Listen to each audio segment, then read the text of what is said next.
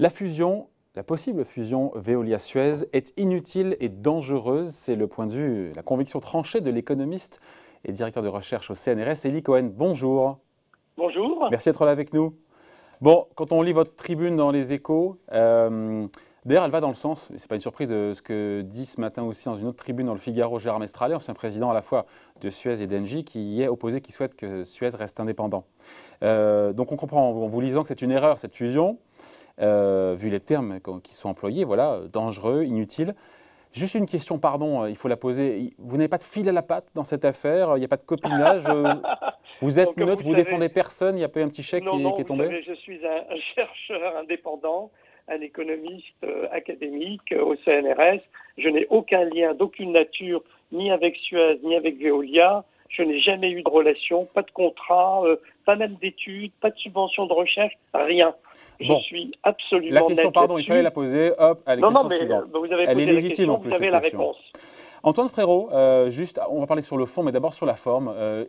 Il a quand même jusqu'à présent bien manœuvré, le patron de Veolia. Vous parlez de blitzkrieg d'été. C'est audacieux comme mouvement. Hein. Ah oui, c'est tout à fait remarquable. On sait que c'est un projet qu'il caresse depuis très très longtemps. Il cherchait simplement la bonne occasion et il a saisi le moment où à la fois Engie voulait se désengager, et l'avait fait savoir publiquement, où en même temps les deux entreprises avaient eu quelques difficultés avec le Covid et donc avaient un travail de restructuration financière interne à mener. Et en gros, dans ce moment de fragilisation particulière, il a foncé en une semaine, il a réuni un tour de table et il a lancé cette stratégie pour réaliser le rêve qu'il poursuit depuis longtemps, puisque le rêve qu'il poursuit, c'est un rêve de consolidation, c'est un rêve de renforcement d'une position qui est déjà dominante, c'est pas du tout un rêve de transformation du secteur, c'est pas du tout les smart cities, les nouvelles technologies de l'information apportées au vieux modèle de la concession, c'est une pure logique de consolidation de pouvoir. Oui, mais d'ailleurs c'est un peu ce qu'il a vendu au Premier ministre, qui au départ a donné son feu, on va dire vert ou orange tendant au vert. L'idée d'avoir un leader mondial de la transition énergétique, Eli Cohen, c'est pas le sens de l'histoire quand même. On voit se constituer des mastodontes chinois qui fourbissent leurs armes, le marché est atomisé. C'est vraiment une ineptie d'avoir un géant mondial. C'est absurde pour plusieurs raisons. C'est absurde d'abord parce que nous avons les deux premiers champions mondiaux. D'ores et déjà, Veolia et Suez sont champions mondiaux. Ils sont champions mondiaux dans un secteur qui est certes très fragmenté, mais ils sont incontestablement les deux champions mondiaux. Or, le problème, c'est que quand vous additionnez le premier champion mondial et le deuxième champion mondial, si vous voulez, 1 + 1 ne fait pas 3 dans ce domaine-là. 1 + 1 fait 1 ou 1,5. Pourquoi ?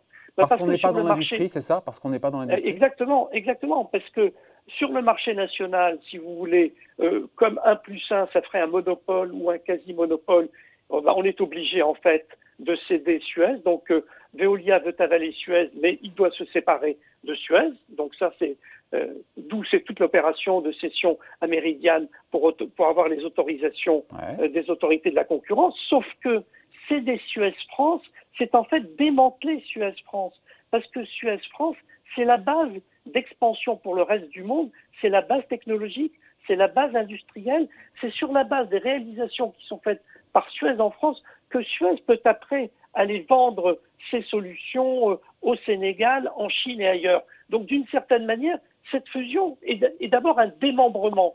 Ensuite, vous pourriez me dire, oui, mais c'est très bien, parce qu'à l'international, pour le coup... Oui, j'allais vous le dire, c'est vraiment que j'allais vous le dire. Eh bien oui, non, même là, ça ne va pas. Même là, ça ne va pas, parce que l'histoire de ces deux groupes, c'est une histoire de guerre permanente. Et bien souvent, lorsque l'un l'a emporté sur l'autre, eh bien, c'est parce que l'autorité nationale ne voulait pas confier l'ensemble de ces marchés à un même opérateur. Si vous prenez l'exemple du Maroc, si vous prenez l'exemple... Vous avez des situations où vous avez ou Suez ou Veolia, mais le pays ou la ville ne voulait pas mettre tous ces atouts dans un même panier. Donc il y aura nécessairement des restructurations qui seront faites, et donc ce que Veolia achète, en fait, va se révéler largement illusoire, parce qu'ils devront céder, même à l'étranger, un certain nombre de concessions Ouais. dont ils disposent aujourd'hui. Eli Donc Cohen, quel est le sens d'une telle union? Eli Cohen, Antoine Frérot dit, patron de Veolia, avoir 2 champions mondiaux aujourd'hui, c'est n'en avoir aucun dans 20 ans. Ah bah ouais. Alors justement, alors la question c'est la Chine. Vous vous souvenez que j'avais soutenu publiquement la fusion d'Alstom et de Siemens parce que là, en très peu de temps, la Chine avait constitué une entreprise qui était en train d'entamer les positions et d'Alstom et de Siemens partout dans le monde. Dans le cas de la concession, ce n'est pas du tout la situation. Le modèle qu'il y a en Chine, c'est un modèle qui est largement basé sur des régies municipales. Il n'y a pas du tout d'acteurs nationaux qui se soient constitués. C'est un marché très fragmenté. Il n'y a pas de débarquement d'entreprises chinoises en Afrique ou dans les autres pays. Aujourd'hui, mais demain, oh, dans non, 10 ans. Non, mais vous avez raison, aujourd'hui. Mais le problème, si vous voulez, c'est que la Chine, face à ces problèmes environnementaux, est en fait à la recherche de technologies. C'est pour ça que la Chine a confié les marchés de Macao, de Shanghai, etc., à des opérateurs français. Ce que les Chinois cherchent, c'est de la techno. Et la techno, aujourd'hui, ce sont les grands champions internationaux à base française, et notamment Suez, qui les ont. L'opération GE Water, qui a été faite par Suez, vise justement à entrer dans un cycle où le facteur différenciant, c'est la technologie. Donc, si vous voulez, qu'est-ce que l'addition de deux vieilles entreprises à base française peut changer à la donne?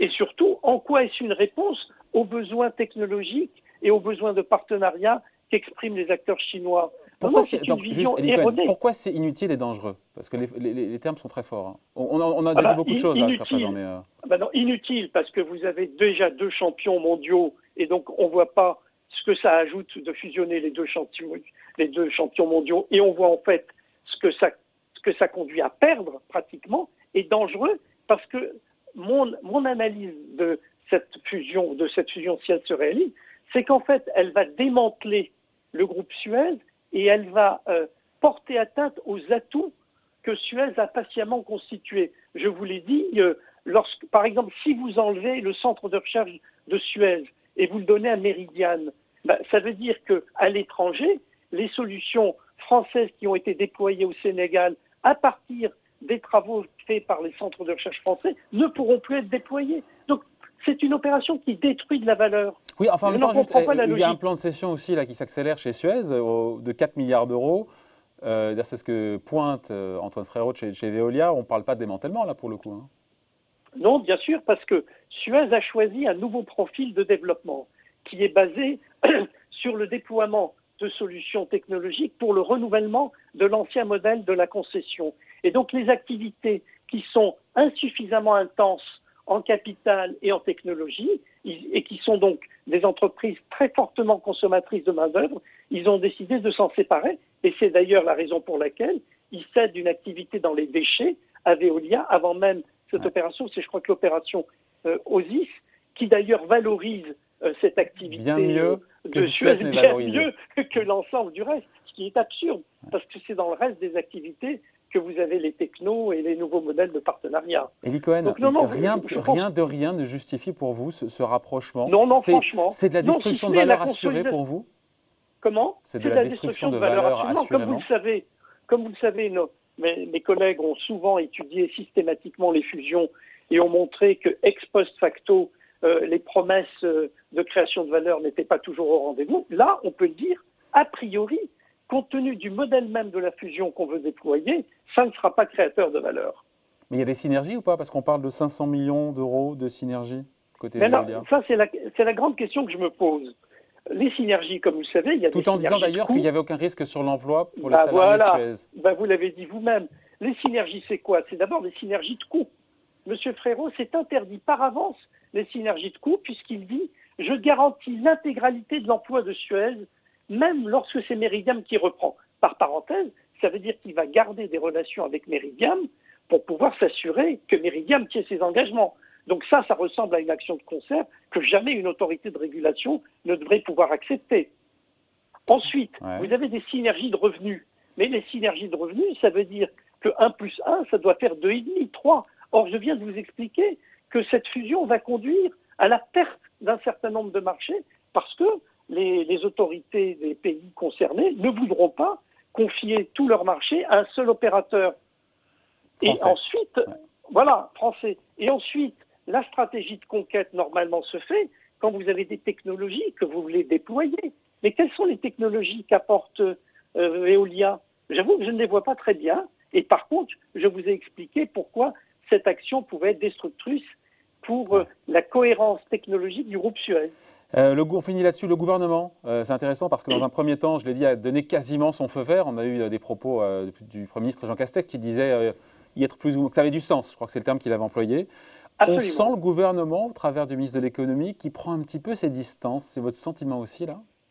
Bah oui, parce que si vous voulez, le fait que le Premier ministre ait donné son feu vert est particulièrement inquiétant. Comment voulez-vous que Suez puisse bâtir une solution alternative si le Premier ministre a déjà béni la cession à Veolia? Là, il y a eu une vraie erreur, à mon avis, de stratégie gouvernementale. Ce sont les pires pratiques de l'État actionnaire qu'on voit revenir, puisque là, l'État intervient du côté de l'acheteur, du côté du vendeur, du côté de l'arbitre, alors même qu'on ne voit pas quel objectif véritable il poursuit, si ce n'est aider Engie à se débarrasser de ce qui a fini par devenir un poids compte tenu des besoins financiers. Et valoriser le patrimoine de l'État aussi, au passage, puisque... Oui, mais justement, accepter d'emblée cette proposition, c'était tuer dans l'œuf l'éventuelle émulation entre repreneurs possibles.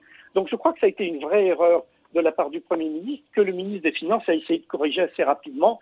J'espère que ça va relancer l'intérêt pour cette opération. Voilà donc, point de vue tranché donc d'Élie Cohen, économiste et directeur de recherche au CNRS sur cette possible fusion Veolia-Suez. Merci beaucoup, au revoir. Merci beaucoup, à bientôt.